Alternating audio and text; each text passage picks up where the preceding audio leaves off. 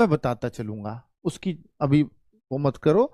Mock में score कैसे बढ़ाएं, अभी आगे एनालिसिस उसका ही करूंगा। मॉक में स्कोर कैसे बढ़ाएं, ये एक बड़ा पॉइंट आएगा कि आप रेगुलर स्कोर कैसे बढ़ाएं।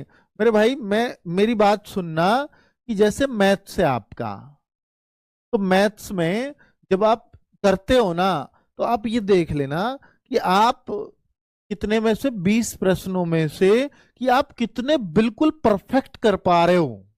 आपके उस समय 10 तो परफेक्ट कर लेता हूं, तो ये 10 चैप्टर्स ढूंढना कि जिनका आप ये शॉर्टी से कह सको। ऐसा भी हो सकता है भाई आज कर दिया इस चैप्टर से, पर मेरा होता नहीं है, तो उसको कच्चे चैप्टरों में रखना। और जो ये पक्के चैप्टर्स है ना आपके, इनको एक पेज पे लिख लेना। भाई ये तो मेरे को कमी पड़ने, इन पर कम ध्यान देना है, बस इनकी प्रैक्टिस कभी कभार प्रैक्टिस सेट्स में हो जाया करेगी डेली यूट्यूब पे। लेकिन जो बाकी चैप्टर्स हैं जहां से क्वेश्चंस मुझसे नहीं बनते, तो उन चैप्टर्स को नोट किया। मान लीजिए वो 8 चैप्टर्स हैं, 8 चैप्टर्स हैं, उन 8 में कुछ ऐसे होंगे, उनको ऐसे छांटिए जो मुझे इजी लगते हैं, या मैं जिनको सबसे पहले कवर करना चाहता हूँ। इजी तो वो नहीं होंगे, तभी वो आज तक कमजोर ही हैं। फिर भी उनमें देखो, इन 8 में से ऐसा जरूर होगा कि इन 3 की मैं हिम्मत बहुत बढ़िया कर लूंगा, इन 4-5 की हिम्मत मैं कर सकता हूं। तो उन 4-5 चैप्टर्स जिन 8 में से, उनको उनको एक एक करके पढ़ना शुरू करें।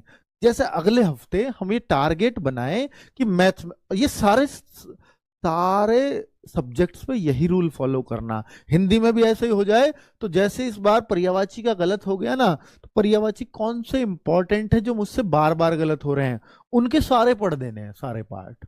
ये करना है।